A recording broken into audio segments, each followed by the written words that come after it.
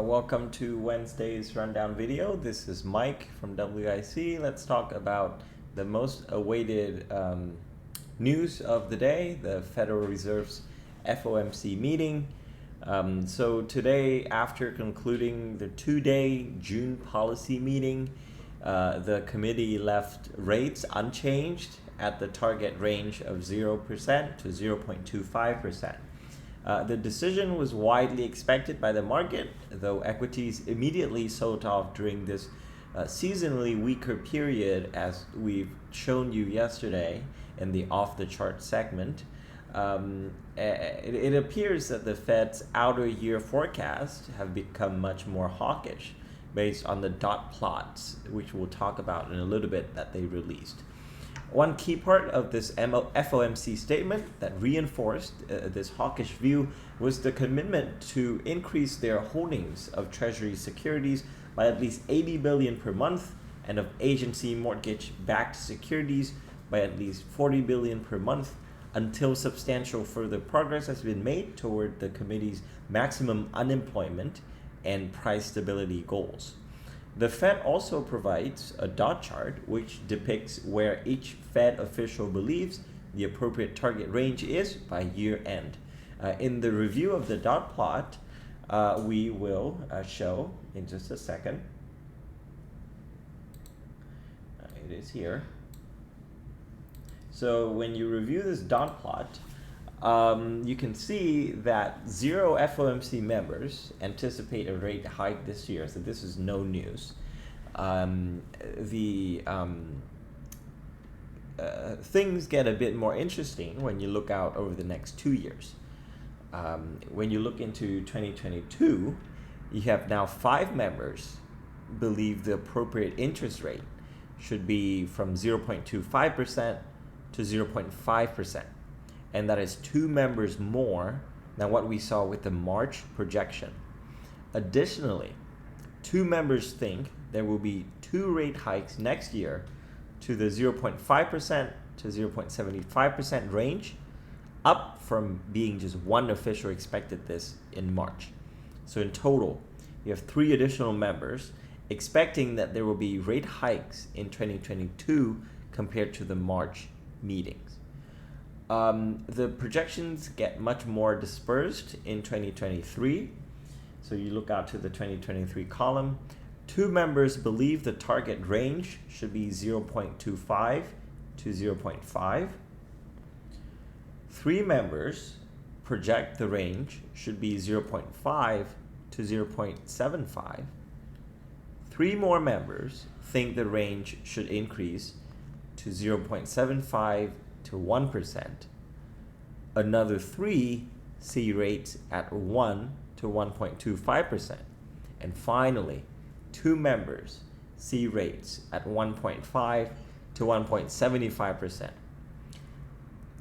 So that is the dot plot, which again provides the FOMC members' predictions or views of what interest rates should be in the future. But Fed Chairman Powell tries to steer the market away from that dot plot because it is leaving out the biggest dot on that plot, which is Fed Chairman Powell. He has the ultimate decision on what to do. So right now, he does not see any rate hikes yet. But the market is certainly trying to price in that there will be some kind of rate hikes in 2022.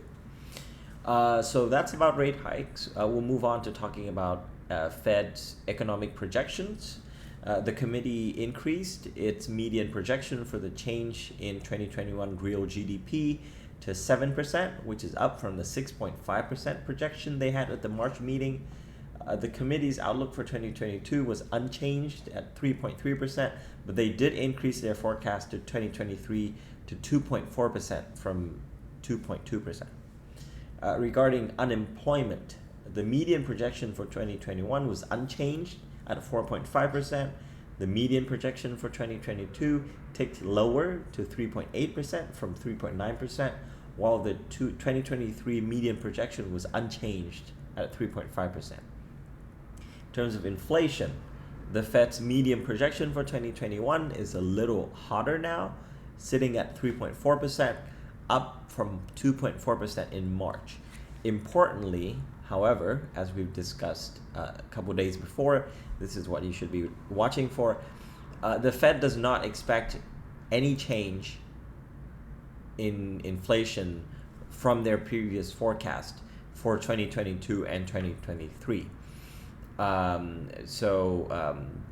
The Fed's projection for inflation in 2022 is 2.1%, and 2023 is also at 2.1%. So they're solidifying their view that this inflation, hot inflation data we're seeing right now is transitory and should go away within the next year or two. So immediately after the release of Fed statement and projections, interest rates pushed higher as the market began to price in the increased likelihood of additional rate hikes in 2022 and 2023.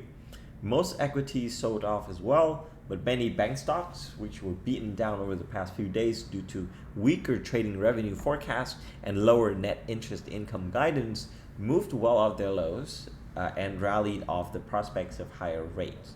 After outperforming for most of the day, however, the tech-heavy NASDAQ sold off as well, a result resuming linkage between a rising 10-year yield and the sell-off of high multiple, these expensive stocks.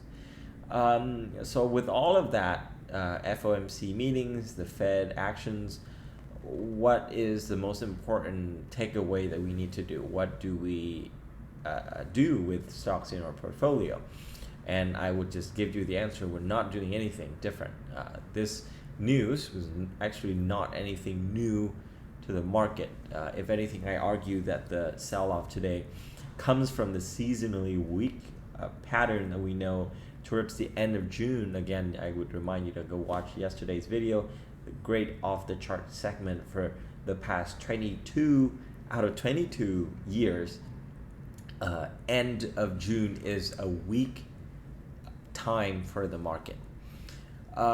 So just for this last part of this video, let me remind you about the Federal Reserve's dual mandate, is what it is called. Essentially, there are two goals or two missions that the Fed has, and they vow to achieve with their monetary policy.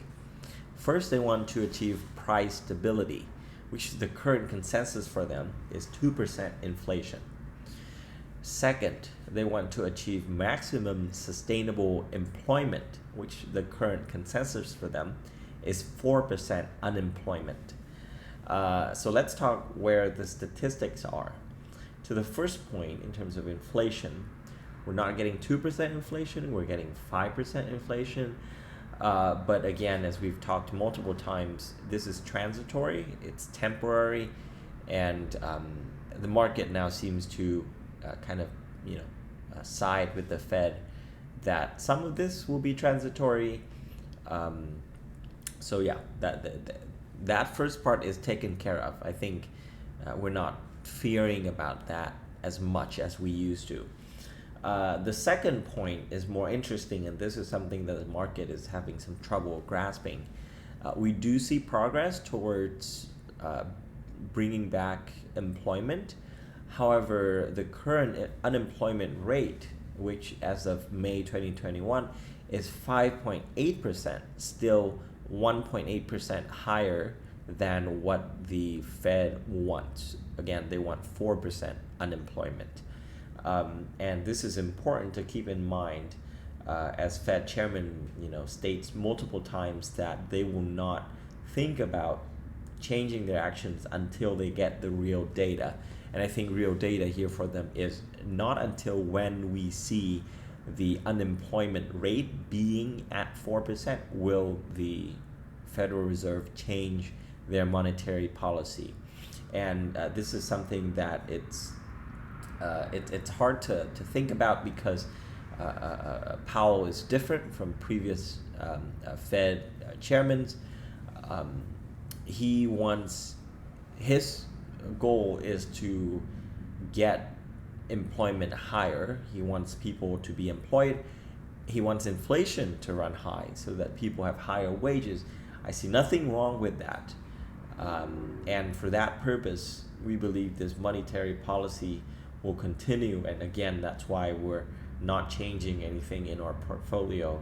And we're keeping this barbell approach. We're only buying high quality stocks that will, companies that will be able to deliver upbeat earnings guidance, which you can follow our action today. We made a new analysis in GM. They indeed increased their guidance for 2021 earnings.